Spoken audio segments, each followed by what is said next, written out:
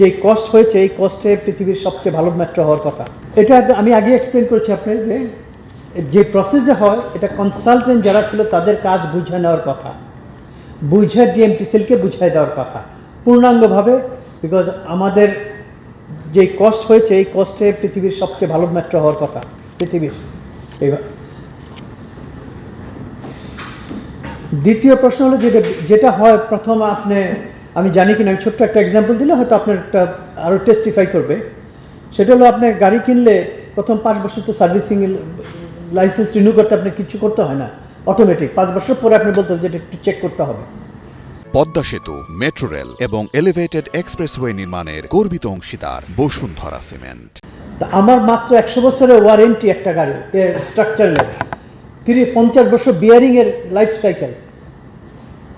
এটা তো প্রথম কিছুদিন মানে কিছু বৎসর, এটা কোনো নাম্বার গেম নাই। ইউজুয়ালি যেটা করে রুটিন চেক করে বৎসরে একবার, যেটা ভিজুয়াল চেক বলে, ভিজুয়াল পিরিয়ডিক্যাল চেক বলে, ওটা করে।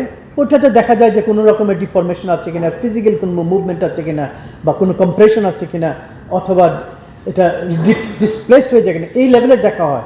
কিন্তু ফাংশনাল টেস্ট করা হয় না, যেটা প্রতিটা বিয়ারিং খুলে আমার টেস্ট করতে হবে যেটা ফাংশনালি ওকে অর নট, এটা করা হয় না। বিকজ এটার লাইফ সাইকেল হলো 50 বছর, 50 বছর ডকুমেন্টেড দিয়েছে তারা, ঠিক আছে। আর যাদের দায় দায়িত্ব আনার ব্যাপারে আমি এখন এই সপ্তাহ পর্যন্ত আমি কিছু বলতে পারবো না। Government is working because independent চলতেছে ইনভেস্টিগেশন, তারা দায়ী। তো কন্ট্রাক্ট প্রভিশনে yes there is a provision that we should bring them into the justice, যারা আগে কাজ বুঝে নিছে এবং প্রপারলি বুঝা নিচ্ছে এবং বুঝা দেয় নাই আমাদেরকে, তাদেরকে জাস্টিসে আনতে হবে। কারণ এটা আমার ট্যাক্স পেয়ারের মানি, এটা আমার পয়সা না, আপনার পয়সা না, সমস্ত জনগণের পয়সা, জনগণের কাছে জবাবদিহি দিতে হবে।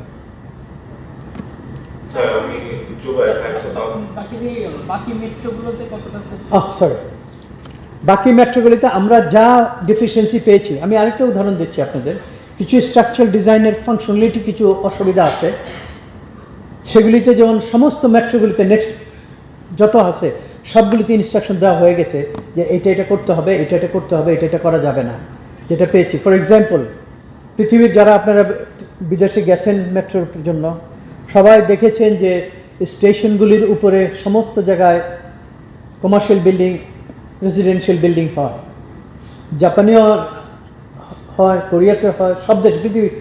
যেহেতু আমার মেজর কাজ হয়েছে হংকংয়ে, আমি কাজ করেছি মেজর মেট্রো ওয়ার্ক, একটা 14 বছর প্রায় কাজ করেছি হংকংয়ে। সমস্ত বিল্ডিংয়ের স্টেশনের উপরে 70 তলা 80 তলা বিল্ডিং। আমাদেরকে তারা 70 তলা 80 তলা বিল্ডিং দেখিয়েছে, যখন তারা ডিজাইন করছে আমাদের একটা মেট্রোতে তারা উপরে কোনো বিল্ডিং রাখে নাই, টিওডি রাখে নাই। কেন রাখে না আমি এই অবস্থায় এসে মাত্র আমি 6 মাস হয়েছে, 7 মাস হয়েছে, আমি বলতে পারবো না। বাট এটা যে অন্যায়, এটার ব্যাপারে অনেক লেখালেখি আমি করতেছি।